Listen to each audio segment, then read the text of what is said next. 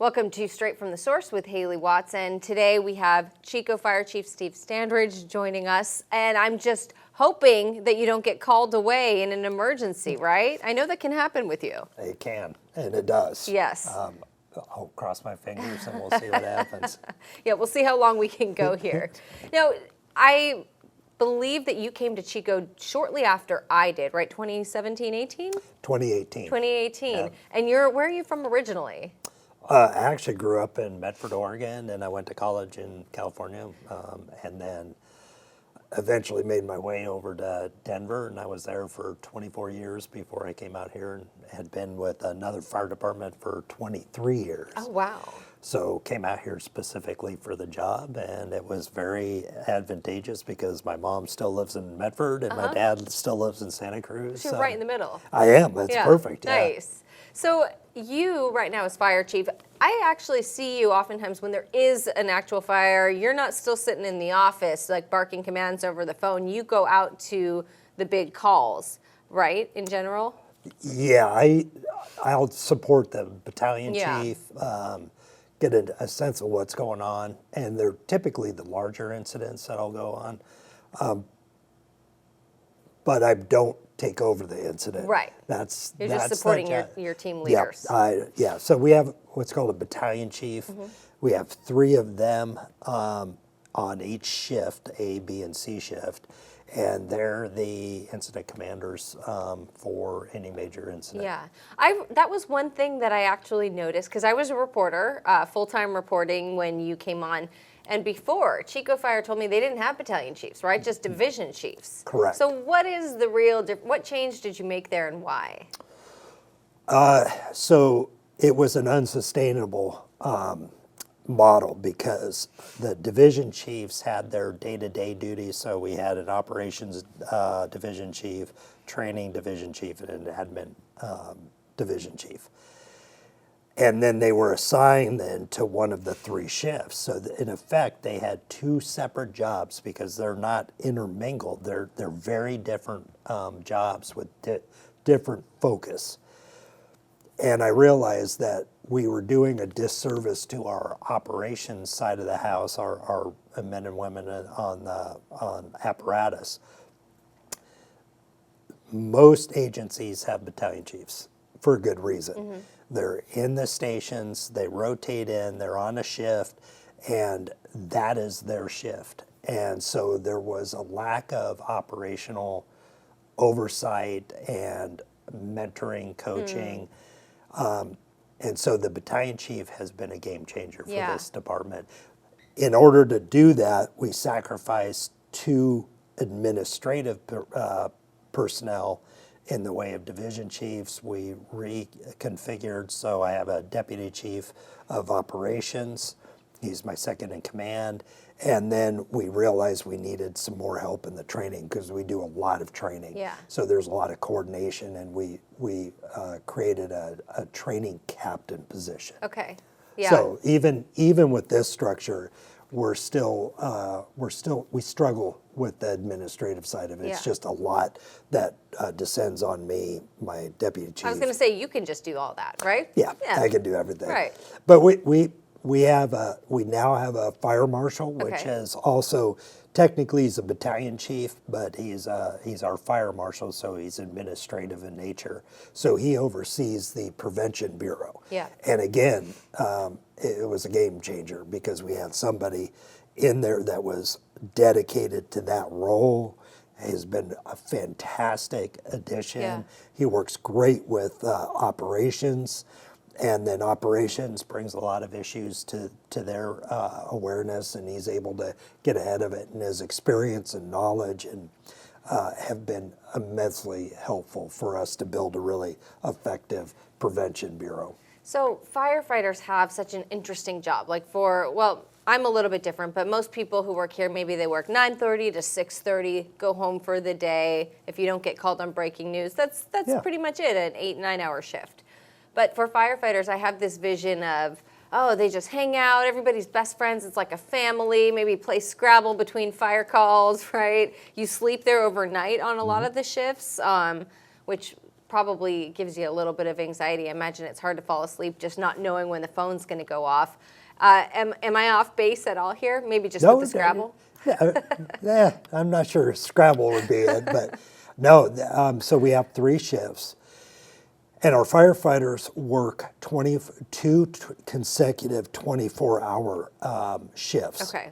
It's like 2 days straight. They do. They work a 48. It's called a 48-96. So theoretically, they work their 48, and then they're off for 4 days. Okay. Then the second shift. So if B shift was on, B shift now relieves them when they're done with their 48-hour C shift, and that just continues to roll on. Under federal law, that's considered a 56-hour work week. Okay. And what that means is every firefighter, so I'm Monday through Friday, Right. Theoretically 8 hours a day. So 40 hours a week, and under federal guidelines, that equates to a 2,080-hour work week, or annual hours that you'd work. Firefighters work 2,912 hours in a year. Right. Which means they work, they have another 832 hours that they cover. But technically, some of it's sleeping. Yes. So with that being said, we have these discussions, while you guys get to sleep. And I always equate it to this. Have you ever been awakened at 2 o'clock in the morning to your fire alarm in your house beeping because the battery's bad? You get up, or you've had kids and you wake up in the middle of the night to a crying kid. You get up, you take care of the batteries, or you feed your little one, and you try to get back to bed. Right. And it takes forever to get back to bed. Yeah. Terrible sleep. We're a busy fire department. We're a very busy department. And so we have 5 apparatus out of 4 stations. We run a lot of calls. Yeah. And a lot of those calls are at nighttime. Yeah.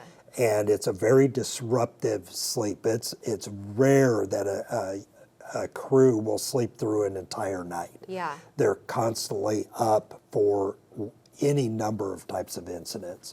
So while, yes, technically we're there 24 hours, and I equate it to this as well, is for it to be a trauma level, a level 1 trauma center, they have to have certain medical expertise 24/7. Right.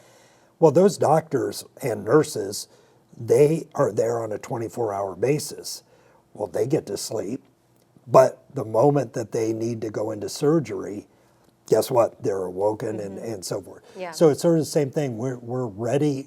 We don't know when there's going to be a structure fire, for example, or a vegetation fire.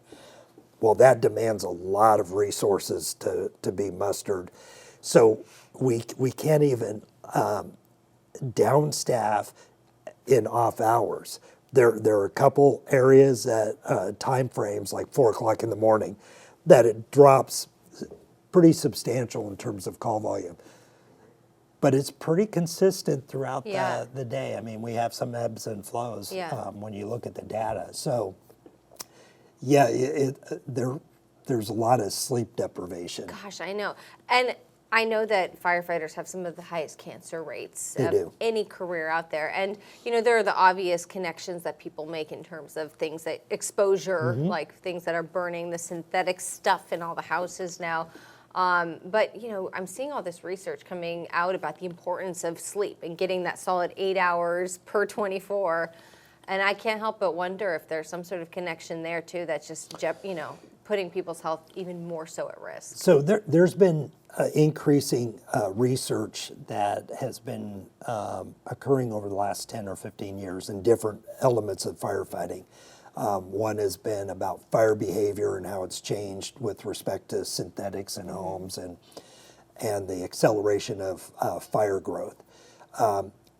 There's been a lot of research. There's been increasing research on sleep deprivation in the fire service. And some of the findings have alluded to longer-term impacts on mental health, physical health over the course of a career. And we go from waking up to getting on the engine, getting to an incident, and if it's a fire, vegetation, traffic accident with extrication, now you're in a really fast pace. Your body is you have adrenaline flowing through Yeah. you, so you go from being sleeping, and then you're up and moving Right. around. Full throttle. Yes, full throttle. Wow, yeah. There's a lot of correlation between how firefighters, when they get a call, it's a very short burst, typically a short burst of energy that's expended. The longer the incident, the longer that you stay in that state. It's a very athletically oriented profession. Yeah. So that's why you see so many of our firefighters are very healthy, strong. They have great endurance. They train just like an athlete would Yeah. train for their sport. We train in the manner that gives us the best ability to be capable of getting up, going from 0 to 100, and then also to be able to do all the tasks Yeah. necessary as a firefighter. Yeah. There's so many things about your profession that I can see being really enticing. I mean, it's great to be the hero. And it's funny, we always kind of have this joke about like whenever it's like police versus fire and some of those competitions, it's like, well, everybody loves the firefighters, and police sometimes get a little bit more flack from certain members of the community. However, having said that, you guys are always the good guys. There are so many things about the job that are hugely challenging and that might deter someone from joining in, right? Like, how does that go over with your family? Like, you're married, right? I know you have children. I divorced. Divorced, okay. Yeah. I mean, And can I ask you on a personal level, do you think that played in? Oh, maybe? absolutely it does. Like, because Yeah. I've heard that firefighters have really high divorce rates. We do. And Yeah. we have a higher rate of divorce for sure. One aspect, not only do you work 2,912 hours, one of the things I convey to our community, and we just did a Citizens Academy. Yeah. And so when you go through that program, you get an opportunity to see not just what we do or how we do it. They actually get to have hands-on, and they get to realize how demanding the job can be. But one of the aspects of it is we have what we call minimum staffing. So on a fire engine, typically we have a driver. We call them fire apparatus engineers. We have our captain, who is the supervisor of that team, and your firefighter. Sometimes you'll have a second firefighter, and we have a couple units that have that fourth firefighter. And when we say minimum staffing, if Joe needs to take a sick leave day, Yeah. leaves work or can't come in that day, somebody has to take that seat. And if you're going from one shift to another, the likelihood is somebody is going to be held over. We call it Right. mandatory holdover. And it's basically saying, Hayley, congratulations. Yeah. Today Sorry, you get to work. thought you were going to your kid's baseball game? No. 100%. Yeah. And so it is a problem in the fire service as a whole. Our model reflects the need to keep the minimum staffing. If we didn't, we would be downstaffing engines on a regular basis, Yeah. which is something we don't want to do, because we want to make sure we have enough resources that we can muster on any given day. And that's why we can't necessarily just downstaff an engine. Right. Because we don't know if there's going to be a structure fire, vegetation Right. fire, a traffic accident, rescues in the park. They demand a lot of resources, and so we maintain that posture day in and day out, absent something extraordinary. And even over COVID, we were down to a point where we were basically down to 2 shifts, covering 3. Because there were so many people out on the 2-week, the Right, 14-day right. isolation, or they couldn't come into work. Right. So it's a demanding job. And then on top of all of that, we get a big fire, like we did the park fire, PV fire, the mansion fire. That's just been within the last 8 months, right? 8 to 10 months. And we are talking about Well, now we have everybody, virtually every unit is committed to those incidents. Now we've got to call people back in off duty to come in and staff up our reserve rigs. Yeah. We do that all the time. Right. Every time we have a legitimate structure fire, we're automatically sending out notifications to staff up Right.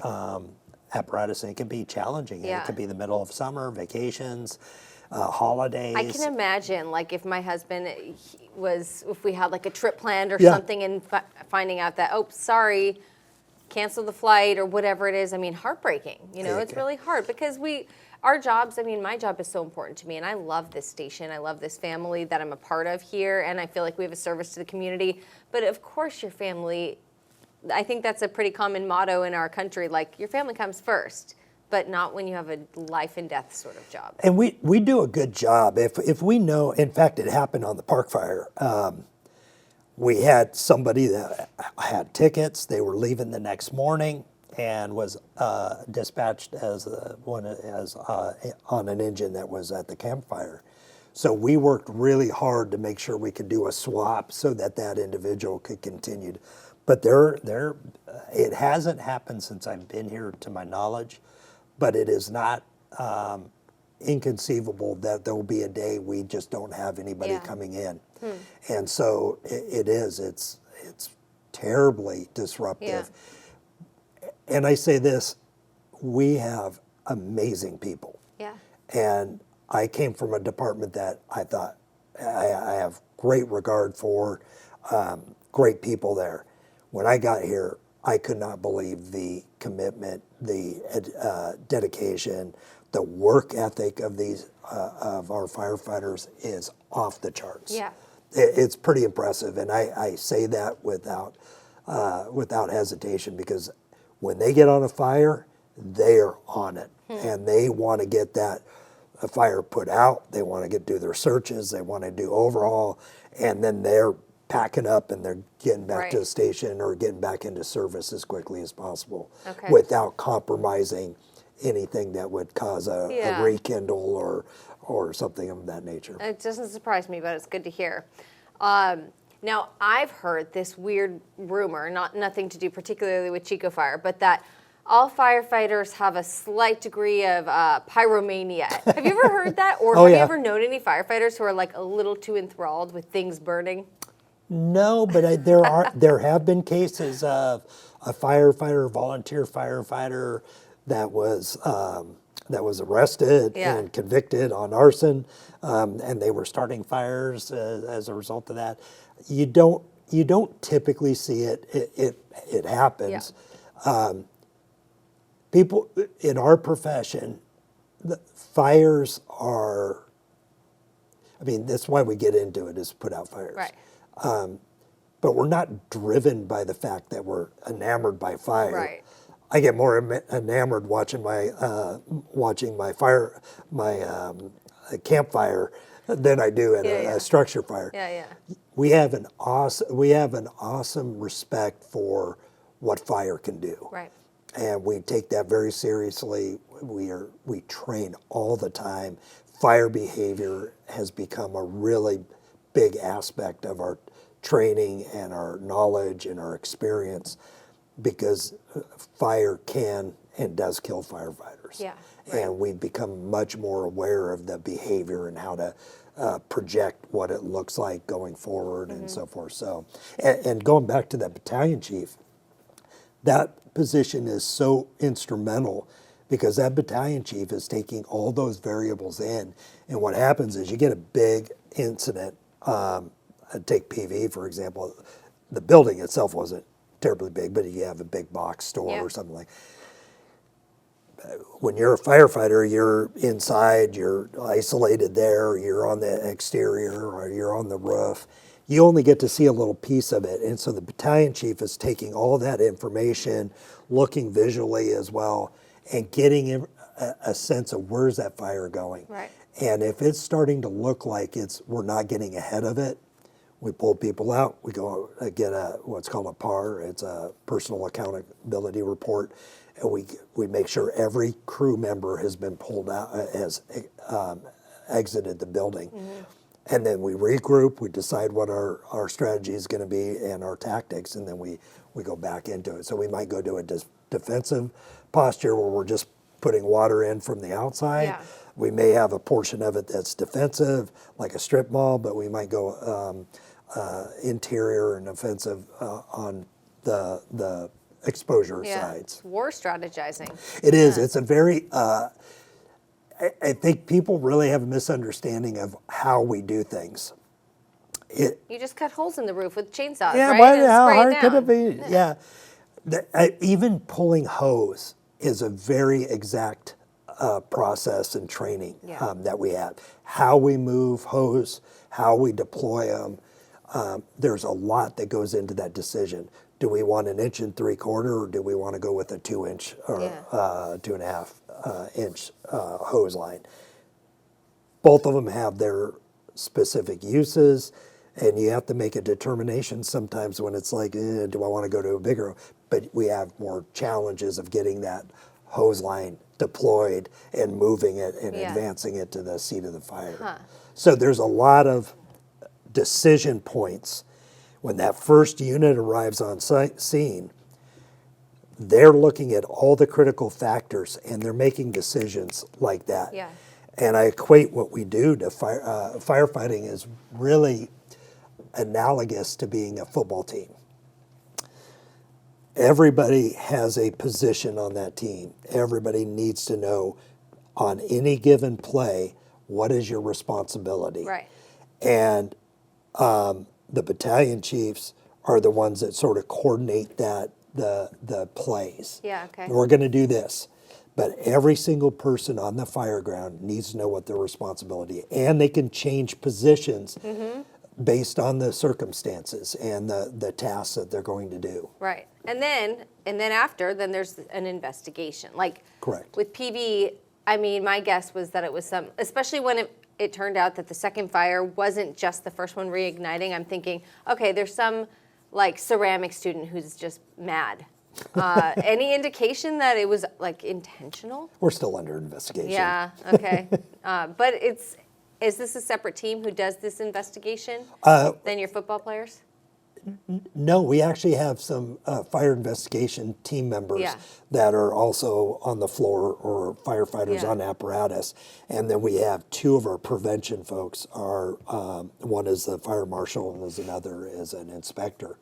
And so it's a good blend because if it's a small fire, we don't need to call out anybody. Somebody on duty that day can help with the investigation, get the cause and origin, get it codified into the written document. It's so crazy to think that when there's so much destruction with a fire, with a house fire, I would look at the rubble, right, and the ash and think, they're not going to figure out somebody left a hair curling iron in the bathroom. Like, how on earth do you find evidence in so much chaos? Oh, I'm telling you, it is pretty amazing. It's a science. Yeah. And they spend a lot of time looking at fire behavior, burn patterns, things of that nature. I will say this very proudly and definitively. Our fire investigators put in so many hours on the mansion fire and found things that the task force that was brought in from Sacramento had not thought about doing. And much to the credit of our fire investigation, investigators that were at the lead on it, the 2 of them were pulled into that task force. And the work they did were instrumental to understanding how the fire started, what was utilized to accelerate it. They did an amazing job. Can you give me one example of something that they came up with? One of the things that they came up with, I don't want to go into too much detail, but one of the things that they did, there was this sense that the team from Sacramento and felt like we had enough information and so forth. And our fire marshal had pushed for, no, we've got to eliminate other things that might have contributed to it. And the reason that is so important is if you go to court and you haven't ruled this out, it becomes a suspect in terms of, well, you don't know that didn't cause the Right, fire, right. right? So it allowed them then to eliminate these, and it helped to redirect the attention on the things that we knew were likely to Yeah. have caused it, and it creates a much stronger case when Yeah. you're bringing it to the DA's office. So, Yeah. our fire investigation team does an amazing job. Yeah. We have several specialty teams in our organization. We have a SCBA, a self-contained breathing apparatus. We have 2 techs that handle all of the testing, all of the making sure the cylinders are all adequate, and so forth and so on. Then we have our rescue team, technical rescue team. They are typically on 4, 5, 6 rescues a year in Upper Park, and these are, you're having to get them out of really treacherous terrain, Yeah. usually with injuries and so forth. And our hazmat team is part of we have our own hazmat team internally, but we're also part of the county hazmat team as well. So we have a lot of expertise in that regard. We also support PD with SWAT medics. Yeah. And so we have this amazing group of people who not only are committed to their day-to-day job as firefighters, they take on these extra responsibilities and get expert training, and they become experts themselves in rope rescue or hazmat activities. We're all very lucky that we have people out there who know what they're doing no matter what the scenario is. Yeah. Let me ask you, do you feel like arson, and I mean intentional, I'm setting a fire because I'm angry or trying to prove a point, do you think that's getting worse in our area, or just, I don't know. Have you seen an increase? I would, so it gets a little dicey when you say arson. We don't, as a fire department, our job is strictly to look at cause and Right. origin. We provide that information to PD. PD works in close cooperation with fire Yeah. when they're looking at, is this going to be an arson fire? And then they take that and they push it up to the DA's Right. office. Then the DA's office has to say, yep, we're going to move Right, forward with this. right. But they have to be confident that everything we've done on the cause and origin investigation then goes up to PD. PD does their thing in terms of getting witnesses and Yeah. going, and all of that was on display with the mansion fire.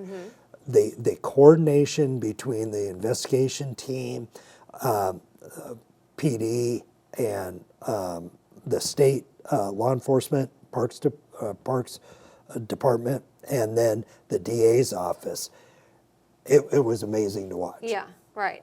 Well, the park fire. So, for example, you guys can figure out that, it started with this car. Mike Ramsey can figure out, did the guy push the car on purpose? Bingo. And Okay. and so that's not our job. Right. We could say, well, it was, so we break it down into 3, and if I misstate it, I'm sure I'll get texts like, yeah, you misstated this. But it's mechanical, so you could have a engine, let's say an electrical engine that shorts out and then it causes a fire. Yeah. Natural, typically it's just lightning, Yeah. a lightning strike. And then you have human caused. Well, there's a lot of things that can happen that wasn't purposeful. I left my candle out there and Right. And that's still burned down. arson, technically, right? No, it's not considered arson if No. it's human caused? Okay. Well, human cause can include Right. arson. Right. But It's arson implies intent. it's intentional. Correct. I see. Correct. How worried are you about homeless camps, like in the parks, as we get into summer Oh. here? Massively concerned about it. In fact, I go all the way back to when the judge was coming out and evaluating at that time we had the alternative site. Yeah. I don't think we called it that, but it was out at the airport. So the judge came out as part of the settlement agreement, and We took them around, big cadre of people. We were looking at different sites throughout the city. And one of them was in Lindo Channel, and I'd asked the judge can we get some guidance on how we can mitigate this by getting them out of our waterways and real concerning areas in our city. Yeah. And unfortunately, he goes, "You're not going to like this answer, but you can't do anything." What is that?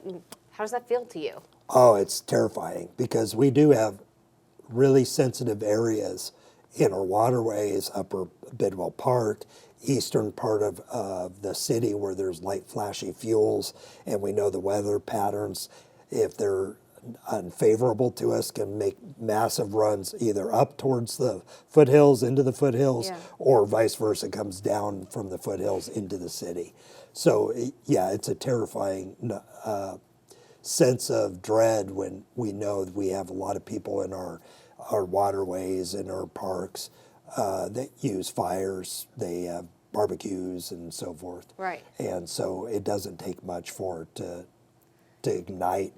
We go on a lot of vegetation fires, and Yeah. most of the time they're pretty well contained and we can Right. get in there, but there have been some significant ones.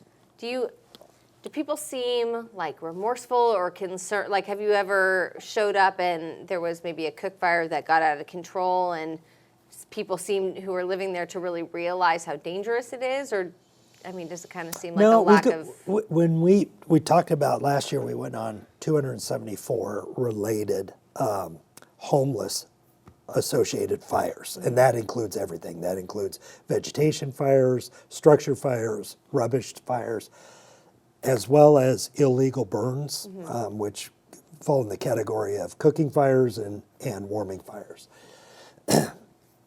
And we do a nice job. Our folks go out there and on a warming and cooking, you can't do that. That's Right. against. And usually they'll put it out. They'll go back and they'll get another phone call, and so sometimes you go back to the same ones again and again. But they're not.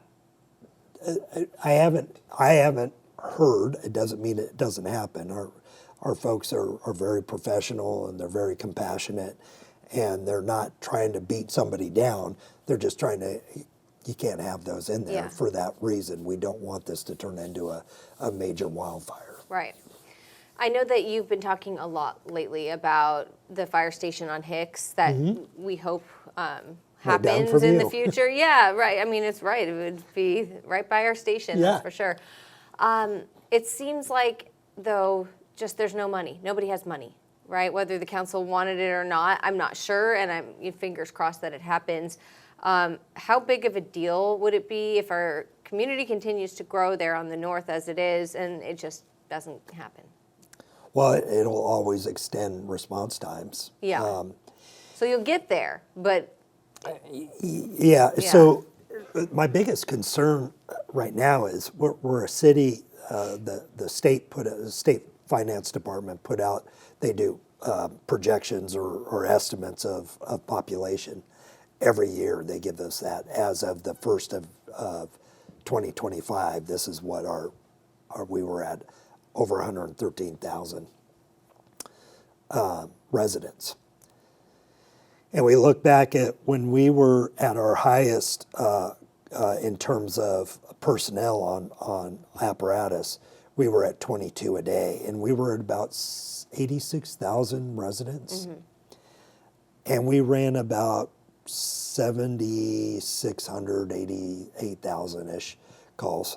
And this last year, 2024, was the highest call volume we've ever had.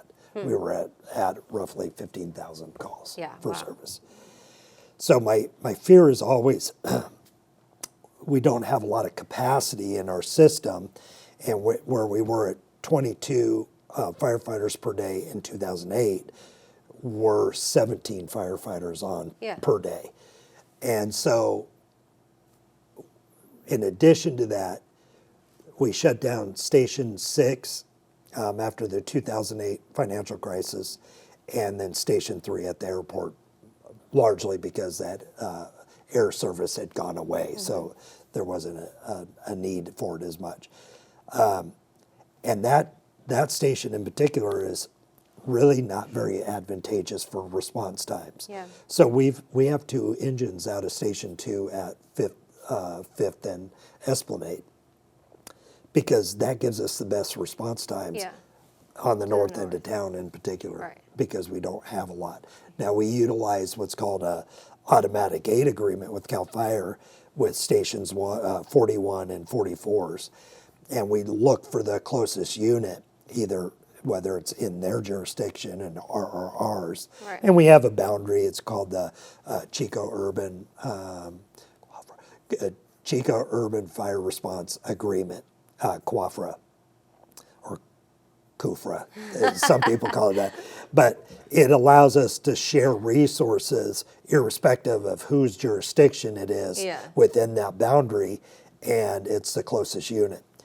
So we'll get some support from 41s. 44s is off Fair Yeah. Street, so they get to go to the pallet shelter a lot. Right. And with that big area on our north side of the town is more vulnerable to slow responses. So when we get a big incident, like we did the day of the PV fire, we had around noonish, we had a structure fire, a legit structure fire. Immediately after that, we had a rescue in the park. Mm-hmm. Then the PV fire broke, the first one, and that was still going on up there. We only had 2 units initially on that call. And then after that, another rescue, and then the second fire at PV. Oh my gosh. And it was just Busy boom, day, boom, yeah. boom, boom. And it just depleted everything we had. Yeah. And so that's my biggest concern, is not only the response times, but if 2s and 6s are out on other calls, Right. then we have to pull from Station 5 or Truck 1 down off of Salem. And it can extend the response times, and especially if 41s is out on Right. another call too. Well, so many of the calls you get are life and death, but I mean, do you ever get calls for kittens stuck in the tree, or what is the strangest response call that you've responded to or heard about within your department? No kittens, I take it. No, we had one when we were here. Yeah, surprisingly, it was the first one in my career that I've heard about that. Geez, I'd have to give that some thought. Yeah. I don't know that I've had any really crazy ones. I know we've had them here. I'm at a loss. I don't know. Yeah. I don't know what that. about, is there anything that has, this might be a teaching lesson for people, anything that started a house fire that like people would never expect that this thing that was left on, or this can of something that was left somewhere, like could start a fire? Candles are. Candles are just the Oh the God, main thing. I can't tell you how many fires have been on. I've seen That my candle. cat. I have candles sometimes in my house, and we're not going to knock it over, right? It's like up on the counter, but I've seen my cat get its whiskers into it, and I'm thinking he's got a big bushy tail. Like, what if, he's running through the house, flaming cat? he's pushing Dangerous fire. to have a fire in your house, right? It is. It is. And it's amazing how quickly they can go. But yeah, the candles, people just forget to blow them out. Yeah. Or they fell asleep or whatever. Yeah. Yeah, that's probably one of the more common ones that you wouldn't think about necessarily. Okay. So I know that a lot of people, like for these long 2-day straight, 3-day straight shifts, that you spend a lot of time at fire stations. Is there anybody who in your department is the best cook, who ends up just cooking for everybody inevitably? No, I don't know that one. No? I can tell you from my old fire department, Joey Carbonaro. His parents owned a restaurant, and Joey was a great cook. Yeah. So everybody, whenever they roved into that house, right. they were on it. The funny thing is, we're so busy, it can be challenging to cook. Okay. And so they prefer to cook if they can, but it's frequent that they have a dinner going or lunch, and then they get punched out on a call that's 2 hours long. Right. Right. Yeah, It happened on the PV Yeah, fire. that in would be fact. heartbreaking if you were invested in the meal you're making. What are you going to do? I know, Yeah. it's sort of a bummer. Right. Eating as a group is a really defining moment in the fire service. Yeah. It's an opportunity to sit around, have your lunch, your dinner, and the crew continuity and the brother and sisterhood of sitting around a table and talking about life and talking about, it breeds a really close-knit family as a result of that. My favorite time is when I get out to the stations. And sometimes I forget I got to get out more often. It's really enjoyable. Yeah. I don't want, I'll get asked a lot of questions that are, related to, funding or whatever. But the best part is just talking to people about what are you doing this summer? And, you get to know their kids a little bit or know them and their family dynamics and so forth. So it's a great experience to sit at a table and just talk. Yeah. Yeah. What about your favorite times outside of your job? What is, your favorite thing in trying to compartmentalize your life? My kids. Yeah. I love just spending time with my kids. And we try to do, we try going camping as much as possible or going and doing things and so forth. So my daughter's in college right now, so I don't get to see her as much. Yeah. Get to see her this weekend. I'm excited to see her. And then my son he'll be a senior here pretty soon. And, they just have their own lives and stuff like that. And it's satisfying to see them grow into young adults and pursuing their own interests and things of that nature. So now I got to find a new hobby. Yeah, right. Well, maybe it'll be grandkids one of these days. Okay, I hope it's not anytime soon.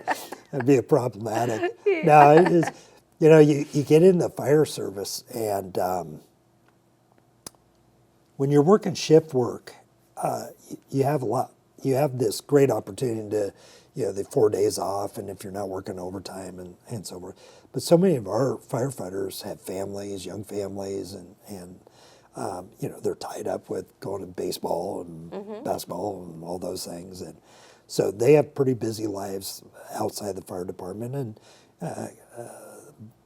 firefighters have interests, and they have a variety of interests out there. So it's pretty interesting to hear people's things. I need to figure out what I need to do in my next life. So. Yeah, right. What does come next? I know.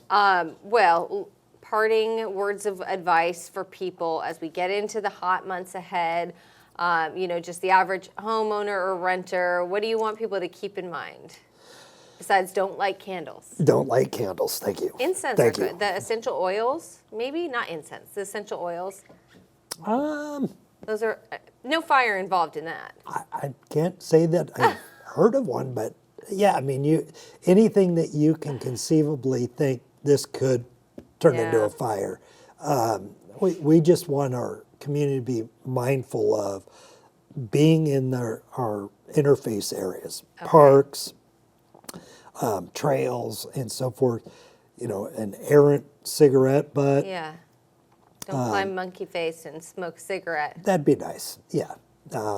And we can see how fires in this city, especially in Upper Park, can just blow up. Yeah. And I get PTSD every time we get a red flag day. Me too.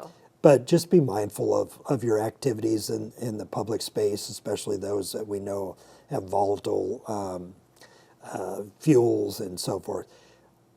I would like to just end on this note. I talk a lot about our folks and how amazing they are and stuff like that.